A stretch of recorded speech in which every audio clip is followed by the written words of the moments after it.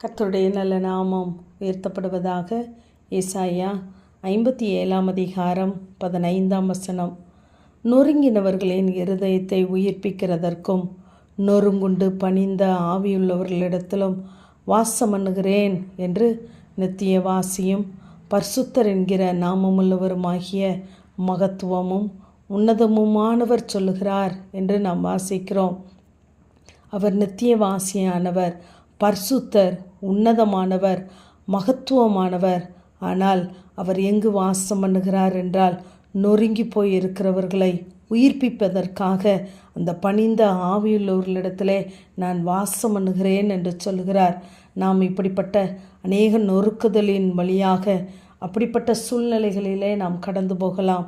ஆனால் நம்மோடு கூட வாசம் பண்ணுகிறவர் யார் என்பதை நாம் அறிந்து கொள்வோமானால் நிச்சயமாகவே நாம் அந்த தேவ பிரசன்னத்தை, தேவ வார்த்தையை நாம் உணர்கிறவர்களாய் இருப்போம். இப்படிப்பட்ட நொறுக்கத்தின் மத்தியிலே தேவனுடைய வார்த்தை என்னிடத்திலே வெளிப்படுகிறது என்றால் நான் அப்படிப்பட்ட காரியத்தை நாம் வாஞ்சிக்கிறவர்களாய் இருக்க வேண்டும்.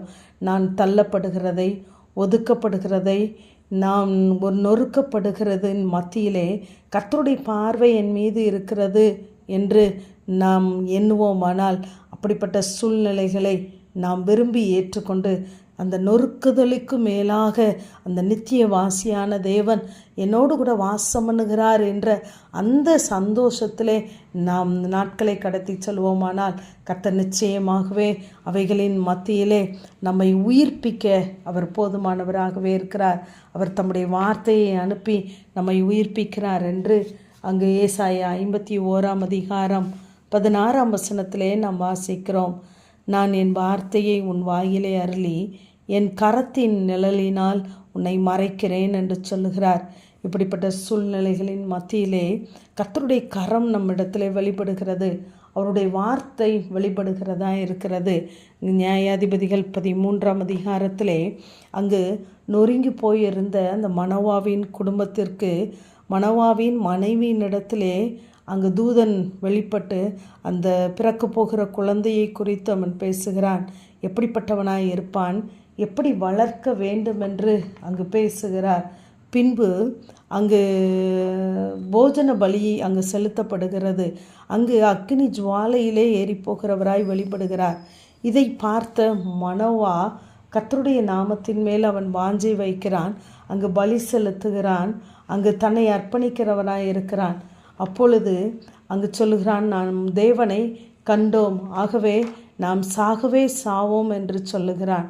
அங்கு மனோவாவின் மனைவி அவனை தைரியப்படுத்துகிறாள். எப்படி என்றால், கர்த்தர் நம்மை கொன்று போட சித்தமாய் இருந்தால் நமக்கு இவைகளை எல்லாம் காண்பிக்க மாட்டார், இவைகளை நமக்கு அறிவிக்கவும் மாட்டார். ஆகவே நம்மை கொன்று போடுவது, நம்மை அழிப்பது அவருடைய சித்தமல்ல, நம்மை ஆசீர்வதிக்கவே அவர் நம்மிடத்திலே இறங்கி வந்தார் என்று சொல்கிறார்.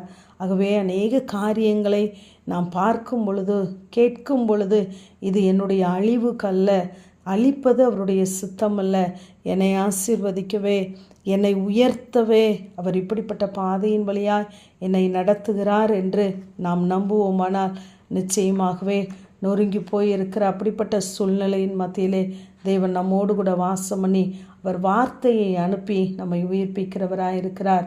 நாம் துன்பத்தின் நடுவிலே நடந்தாலும் அவர் நம்மை உயிர்ப்பிக்க அவர் போதுமானவர். இப்பொழுது அங்கு குழந்தை பிறக்கிறது. அவனுக்கு சிம்சோன் என்று மனைவிதான் அங்கு பெயரிடுகிறாள்.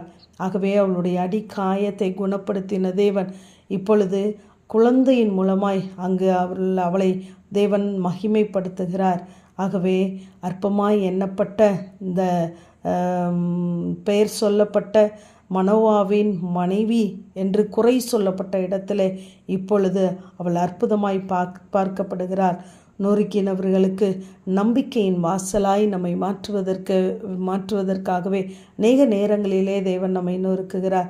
ஆகவே தேவன் நம்மிடத்தில் வாசம் பண்ணுவதற்கு நாம் விட்டு கொடுப்போம். கர்த்தர் நம்மை ஆசீர்வதிப்பார். ஆமேன். ஜெபம். பிதாவாகிய தேவனே, குமாரனாகிய இயேசு கிறிஸ்துவின் நாமத்தின் மூலமாய் உம்முடைய சன்னிதானத்தில் வருகிறேன். நொறுங்கினவர்களின் இருதயத்தை உயிர்ப்பிக்கிற நல்ல தேவன் எங்களோடு கூட இருந்து நொறுங்கி போய் இருக்கிற குறைவுகளை நினைத்து கொண்டு இருக்கிற உடைய பிள்ளைகளை உடைய வார்த்தைகளை அனுப்பி உயிர்ப்பிப்பீராக. இயேசுவின் மூலம் ஜெபங்கள் எங்கள் நல்ல பிதாவே.